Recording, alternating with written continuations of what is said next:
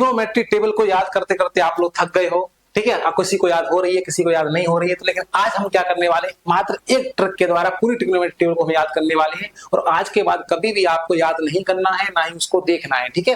बस 2 मिनट रह जाइए, 2 मिनट के अंदर टेबल बनाना सिखा दूंगा और जिंदगी भर नहीं भूलोगे, ये मेरी गारंटी है। बस 2 मिनट के अंदर देखिए, आपको करना कुछ नहीं है, सबको पता है। जैसे आप लोग पढ़ते हो लाल बट्टे कक्का, सेम ऐसे ही आपको क्या करना है, लाल बट्टे कक्का की जगह आपको पढ़ना है LRL बट्टे 4 ठीक है। ये आपको ध्यान रखना है, रख लोगे, ठीक है।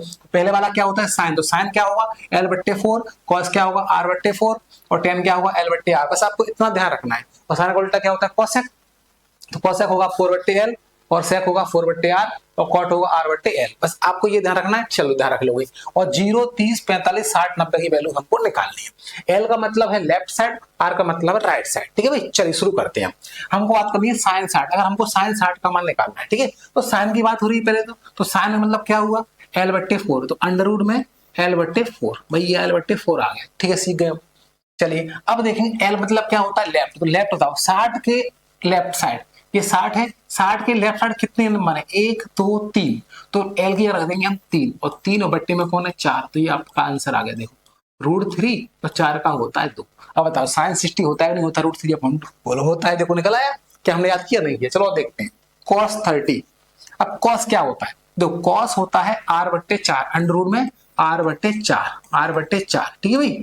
अब R मतलब क्या होता है राइट, तो आपको देखना है 30 के राइट साइड, 30 के राइट साइड कितने नंबर है 1, 2, 3, 3 है, तो आगे आ जाएगा 3, R की जगह 3 और बट्टे में कौन है 4, ये भी आ गया देखो √3/2, देख लो सही आंसर है। अब tan 45, तो भाई tan 45, tan क्या होता है बताओ, tan होता है L बट्टे R अंडर रूट में L बट्टे R, L मतलब लेफ्ट, R मतलब राइट। अब आपको देखना है 45 के लेफ्ट साइड, 45 से लेफ्ट साइड कितने नंबर है 2 है, 2 संख्या है तो 2 आ जाएगा रूट में 2 और बट्टे में देखो R इधर भी कितनी है 2 है राइट साइड भी, तो यहाँ भी 2 से 2 कट गया और रूट में 1 आ गया, 1 भी कितना होता है 1, tan 40 कितना होता है 1 होता है। चलो और ले लेते हैं भैया, मान लो cos 45 ले लेते, चलो cos 45 ले लें।